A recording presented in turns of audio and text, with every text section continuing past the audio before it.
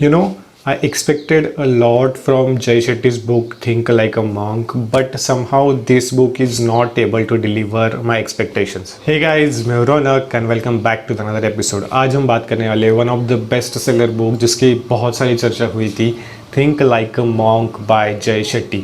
जय शेट्टी आप सभी को पता होगा, उसके आपके वीडियोस यूट्यूब पे या फेसबुक पे या इंस्टाग्राम पे आपने डेफिनेटली देखे होंगे, या उसके कोई कोर्स वगैरह हो गए जो आपने डेफिनेटली इंस्टाग्राम पे शेयर किए होंगे।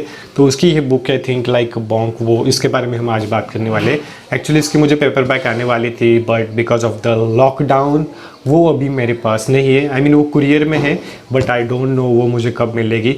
सो I have to do some jugaad for the Kindle book and आज मॉर्निंग में मैंने ये बुक फिनिश करी, और इसमें कुछ अच्छे पॉइंट्स है, कुछ बुरे पॉइंट्स है। बुरे पॉइंट नहीं कह सकता, but there are few points की जो मुझे बहुत ही ऑर्डिनरी लगे।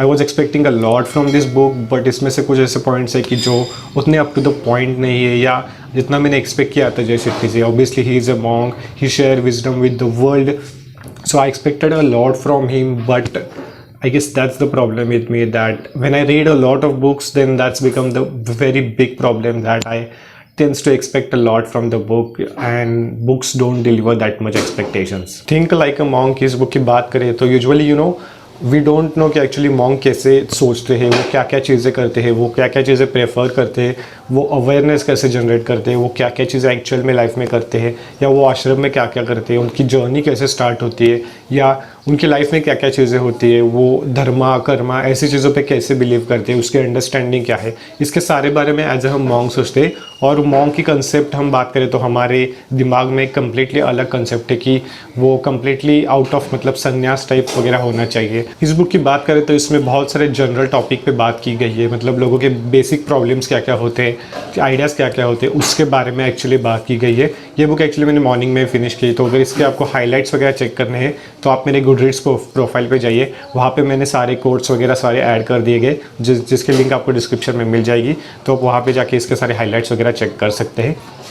इस बुक की बात करें तो ये बुक स्टार्ट होती है जय शेट्टी के एक्सपीरियंस से, मतलब उसके कॉलेज लाइफ से स्टार्ट होती है, उसकी कॉलेज लाइफ का एंड ईयर, और वहाँ पे वो अपने मॉन्क या अपने टीचर से मिलता है, उनसे बात करता है, उसे लाइफ में कुछ अलग करना होता है। I mean obviously usually engineering या आप अपने एजुकेशन के बाद यूजुअली जो जॉब प्रीफर करते हो, तो उसके पास भी कुछ ऑप्शन थे, इधर लॉयर, डॉक्टर और समथिंग, ऐसे 3 ऑप्शन थे। बट वो 3 ही ऑप्शन को छोड़ के मॉन्क ये ऑप्शन चूज़ करता है, वो आश्रम वगैरह जाना स्टार्ट करता है। यानी कि जय शेट्टी, मुंबई लोकेशन की बात की गई है, क्या कि मुंबई में होता है लास्ट ईयर कॉलेज में। देन उसके लास्ट ईयर कॉलेज का अराउंड जो उसके एक्सपीरियंस होते हैं एज अ मॉन्क या अंडरस्टैंडिंग मॉन्क, उसके बारे में बात की गई है। एक्चुअली जय शेट्टी की स्टोरी बहुत छोटी है, बट इसमें बहुत सारे ऐसे इमोशंस वगैरह इसमें ज़्यादा एक्सप्लेन किए गए कि एक्चुअल में इमोशंस क्या क्या होते हैं, इमोशन का बेसिक क्या क्या है, और हम उसको कैसे टैकल कर सकते हैं। यूजुअली इसमें से बहुत सारे इमोशंस आपको पहले से ही पता होंगे, इसमें से कुछ नए इमोशंस नहीं होगी या नई चीज़ें नहीं होगी, बट उसको अलग तरीके से प्रेजेंट किया गया है ताकि आप उसको अच्छे से अंडरस्टैंड कर सको। बुक की बात करें तो बुक अराउंड 300+ पेजेस की है। इतनी बड़ी बुक नहीं होनी चाहिए थी यूजुअली, ऐसे मुझे लगता है, क्योंकि I read a lot of non fiction books, और almost all non fiction books talk about, और the all self help books talk about the same stuff usually. सिर्फ घुमा फिरा कि वही चीज़ों पे आना, वही यूजुअली चीज़ होते हैं। धर्मा या कर्मा की बात करें, ईगो की बात करें, या वही चीज़ें तो सारे बुक में आपको डेफिनेटली मिल जाएगी। तो इस बुक में ऐसा अलग क्या है? Well let me tell you, इस बुक में ऐसा अलग कुछ नहीं है, वही कंसेप्ट वगैरह तो बेसिक कंसेप्ट वही है, बट जस्ट उसको थोड़ा घुमा फिरा के अच्छे वर्ड्स में डाल के, थोड़ा मिर्च मसाला जो यूजुअली बॉलीवुड मूवीज़ में होता है, तो उस टाइप का आप अंडरस्टैंड कर सकते हो। बट एज फ्रॉम द जज पर्सपेक्टिव कुछ चीज़ें इसमें से अच्छी लगी, कुछ चीज़ें बुरी लगी, बट उससे पहले हम इस पे कंटेंट की बात करते हैं। ये बुक के कंटेंट की बात करें तो ये बुक 3 पार्ट्स में डिवाइड की गई है। Part 1 is let go, part 2 is grow JRW, part 3 is give. I mean birth से लेके आप एंड तक ऐसा समझ सकते हो कि लाइफ में क्या क्या चीज़ें करनी चाहिए, या आपको अगर मॉन्क के जैसा बनना है तो क्या क्या चीज़ें आपको करनी चाहिए, उसके बारे में इन तीनों पार्ट्स में बताया गया है। पार्ट 1 इज़ लेट गो, मतलब आपके इंटेंशंस, आपका फियर, आपकी इनसिक्योरिटीज़, वो चीज़ें कि जो आपको जानी देनी चाहिए, तो उसके बारे में पार्ट 1 में बात की गई है। Part 1 is very very basic, आपको बेसिक अंडरस्टैंडिंग हो जाएगी। हाँ, इस बुक की एक खासियत अच्छी है कि हर चैप्टर के एंड में आपको कुछ ना कुछ एक्सरसाइज दिया गया है, कुछ ना कुछ होमवर्क काइंड ऑफ वर्क दिया गया है कि जो आप कर सकते हो। यूजुअली बहुत सारे लोग ऐसे वह होमवर्क नहीं करते, मैं करता हूँ क्योंकि मुझे पता है कि उसके अगर आप उसका बेनिफिट आपको अभी नहीं होता, बट आप कंटिन्यूसली फॉर सम डेज करते हो तो आपको उसके बाद उसके बेनिफिट हो सकते हैं। बट इस बुक में हर चैप्टर के बाद होमवर्क दिए गए हैं कि जिसको आप डेफिनेटली वर्क कर सकते हो। कुछ चीज़ें है कि जैसे मैंने पहला घुमा फिरा की बात की गई है, जैसे फियर की बात करें या मोटिवेशन की बात करें, तो मोटिवेशन मोटिवेट हम दो चीज़ों से होती है, इधर पेन और पेन और प्लीजर, इधर इन दोनों चीज़ों में आपको सिर्फ मोटिवेशन की ज़रूरत होती है। तो उसको इसमें 4 पार्ट्स में डिवाइड किया गया है, मतलब लव, डिज़ायर, ड्यूटी, लव, ऐसे 4 पार्ट्स में मोटिवेशन को डिवाइड किया गया है कि जो घुमा फिरा के सेम ही टॉपिक पे आ जाते हैं। पार्ट 2 की बात करें तो part 2 is all about understanding growth, मतलब ग्रोथ माइंडसेट कैसा होना चाहिए, आपका पर्पस क्या होना चाहिए, आपकी ईगो कैसे आता है, क्या क्या चीज़ें होती है, आपके इंटेंशंस क्या होने चाहिए, इस सभी को अंडरस्टैंड करने के लिए पार्ट 2 है। और पार्ट 3 की बात करें तो part 3 is all about give, मतलब जो given back to the community, I mean gratitude वगैरह, ये जो सारी चीज़ें उसके बारे में इसमें बात की गई है। मैं ज़्यादा डिटेल में नहीं जाऊँगा। इसमें से ऑब्वियसली कुछ चीज़ें अच्छी है, कुछ चीज़ें बुरी है।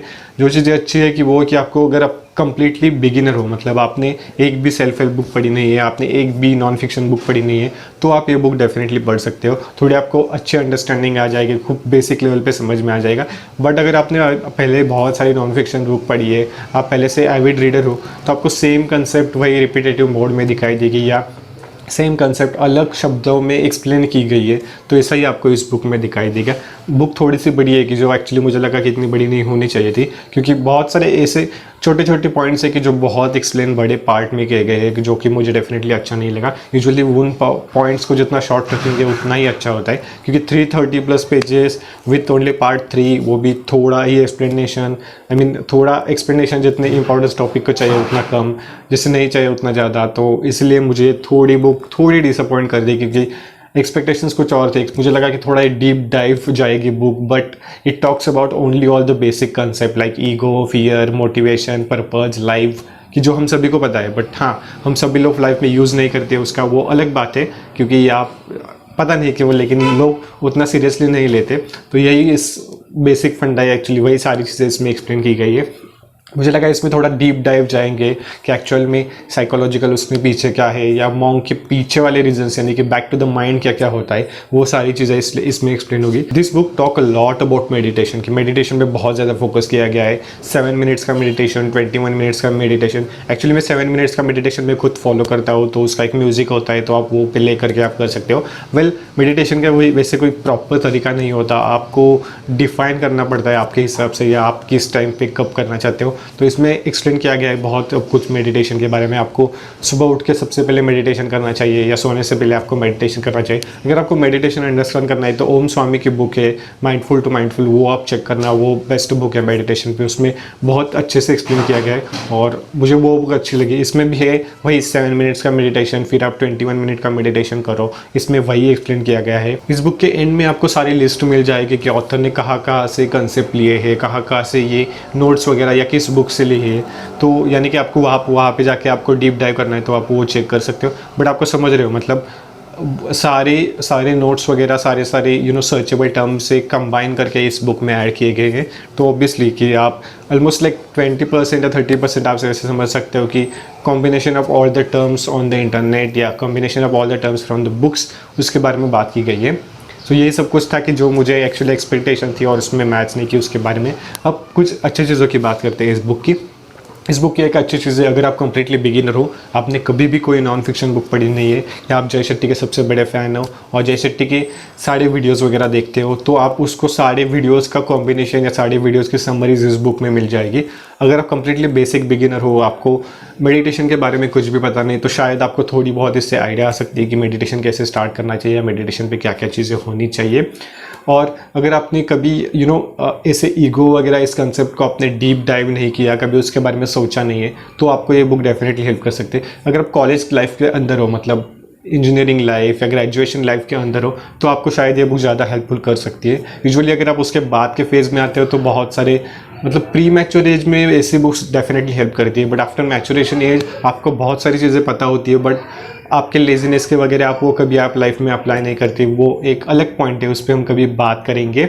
बट ये बुक ऑल अबाउट इसके है। इसके हाइलाइट्स मैंने पहले बोला कि गुड रीड्स पे ऐड कर दिए गए, तो आप वहाँ पे जाके आप सारे हाइलाइट्स वगैरह या इसमें से कोट्स जो मुझे अच्छे लगे वहाँ पे जाके आप चेक कर सकते हो। अगर आपको इसमें से जो मैंने क्या सीखा या मुझे क्या अच्छा लगा या उस पर टोटल टिप्स वगैरह उस पर वीडियो चाहिए तो आप मुझे कमेंट करके ज़रूर बताना कि आपको एक डेफिनेटली अलग वीडियो चाहिए कि इसमें से क्या सीखने को मिला, तो उसमें मैं अलग वीडियो बनाऊंगा, तो उसके लिए आप डेफिनेटली कमेंट करके देना। तो यही सब कुछ था think like a monk by Jay Shetty इस बुक के बारे में। दिस बुक मेरे लिए 3 स्टार रेटिंग थी क्योंकि एज आई टोल्ड यू कि एक्सपेक्टेशंस और मैच नहीं किए, थोड़ा डीप डाइव जाना चाहिए था। बुक थोड़ी सी छोटी होती तो भी चलती, लेकिन थोड़ा अंडरस्टैंडिंग लेवल पे बहुत डीप जाना चाहिए था। बेसिक बुक है, प्री मैच्योर एज या आप ग्रेजुएशन के एज में हो तो आपको डेफिनेटली हेल्प कर सकती है। इसमें कुछ टेस्ट वगैरह दिए गए हैं कि जो आप डेफिनेटली ट्राई करो और आपको अपने रिजल्ट या आपको अंडरस्टैंडिंग आ जाएगी आप कहाँ पे हो।